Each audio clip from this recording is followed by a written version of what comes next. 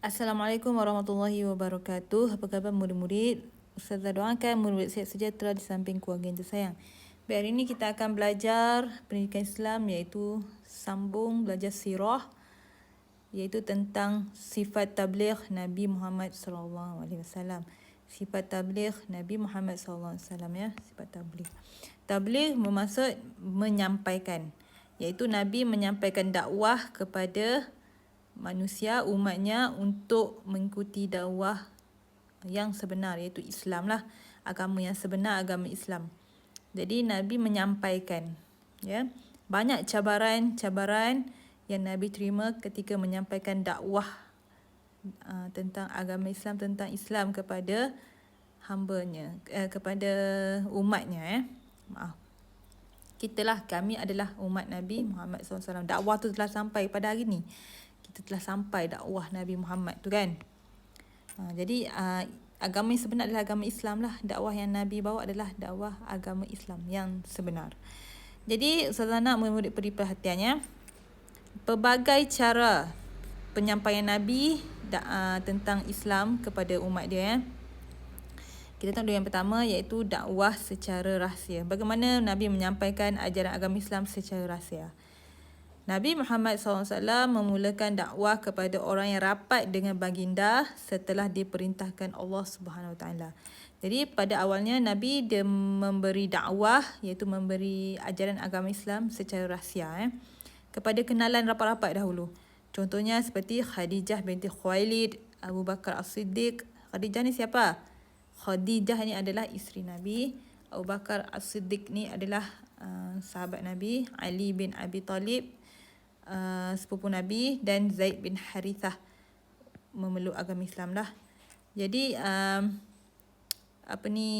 Nabi bagi dulu dekat kenalan rapat dulu. Dakwah secara rahsia kepada kawan-kawan, kepada sepupu, kepada isteri yang rapat-rapat dahulu. Tengok apa cabaran yang Nabi terima ketika memberi dakwah secara rahsia, iaitu ada yang tidak menerima dakwah baginda, termasuklah Abu Talib, bapa saudara Nabi. Abu Talib ni adalah bapa saudara Nabi.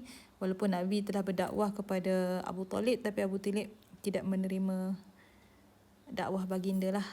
Bapa saudara tu kiranya kenalan rapat lah. Itu cabaran. Tindakan yang Nabi Muhammad SAW adalah amanah, memikul tanggungjawab, bertabligh, tidak putus asa. Nabi tidak berputus asa. Nabi teruskan juga dakwah Nabi tu. Okey, tengok pada yang kedua, iaitu peristiwa di Bukit Safa. Peristiwa di Bukit Safa. Nabi Muhammad SAW naik ke Bukit Safa menyeru penduduk Mekah beriman kepada Allah SWT. Jadi ini adalah dakwah secara besar-besaran lah. Macam mana Nabi pergi ke bukit. Contohnya bukit kan, Nabi naik atas ke bukit tu. Kemudian Nabi pun beritahulah, ni orang lah, contoh ni orang ramai kan. Nabi pun berteriak lah, mengatakan tentang ajaran agama yang sebenar adalah agama Islam masa tu kepada penduduk-penduduk di sekitar itu ketika itulah. Secara besar-besaran lah Nabi berkerasa sudah secara terbuka masa tu Apa cabaran Nabi buat macam tu iaitu apa cabaran yang Nabi terima ketika itu? Kaum musyrikin marah. Masa tu penduduk musyrikin tu marah lah kan. Sebab mereka dan agama nenek moyang mereka itu menyembah berhala. Tiba Nabi beritahu ada agama yang baru. Jadi mereka pun marah dan mereka mencaci, menghina dan memulau Nabi Muhammad SAW dan keluarga. Mereka bukan hanya mengejek, tapi mereka pulau keluarga Nabi. Maksudnya macam tak bagi Nabi keluar, dia menghalang, mencaci, memarahi, menghina dan sebagainya. Sangat kuat cabaran yang Nabi terima ketika itu untuk menyampaikan dakwah Contohnya Abu Lahab, iaitu bapa saudara Nabi, juga selalu menyakiti baginda. Menyakiti tu maksudnya memarahi, mencaci, menyakiti, macam-macam lah. Ya, begitu besar cabaran Nabi untuk menyampaikan dakwah Islam ketika itu Jadi apa tindakan Nabi Muhammad SAW? Nabi adalah sangat sabar dan tenang menghadapi cabaran. Nabi tak balas balik. Orang baling batu kat Nabi, Nabi terima. Nabi tak balas. merancang dan walaupun Nabi bersabar, semua itu Nabi juga merancang strategi dakwah yang lebih meluas. Nabi dia rancang strategi yang lebih luas lah. Dia tak duduk diam saja. Walaupun dimarahi apa, dia sabar, tenang dan juga merancang strategi. Sampai ke hari ni kan dakwah Nabi tu kita terima kan. Jadi apa kepentingan Nabi Muhammad SAW bersifat tabligh? Yang pertama, ajaran Islam tersebar luas sampai ke hari ni. 1400 tahun dah. 1400 tahun dah berlalu. Sampai hari ni kita masih lagi terima kan.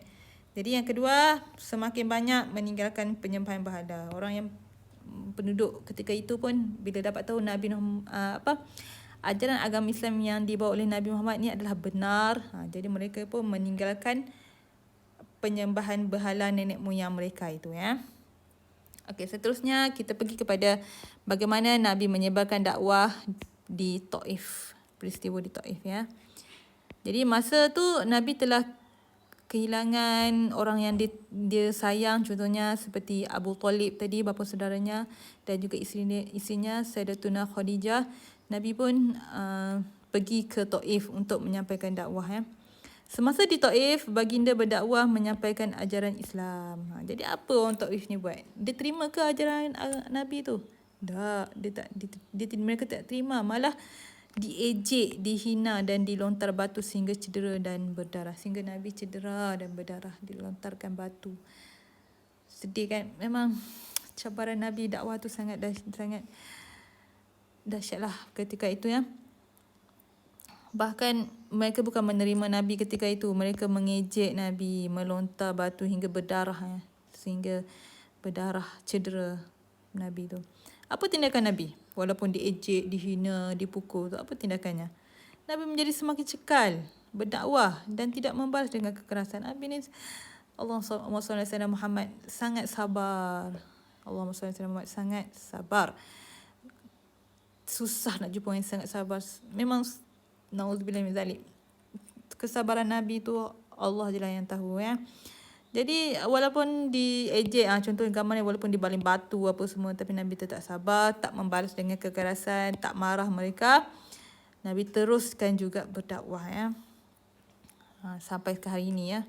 Nikmat dakwah Nabi kami terima sampai ke hari ini. Jadi kita pergi pada nombor 4 yang terakhir, iaitu berdakwah dengan penulisan.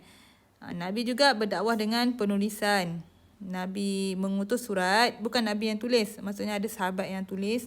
Nabi bagi tahulah, baginda mengutus surat menyampaikan ajaran Islam kepada raja dan pimpinan negara seperti Raja Rom, Habsyah, Parsi dan Mesir.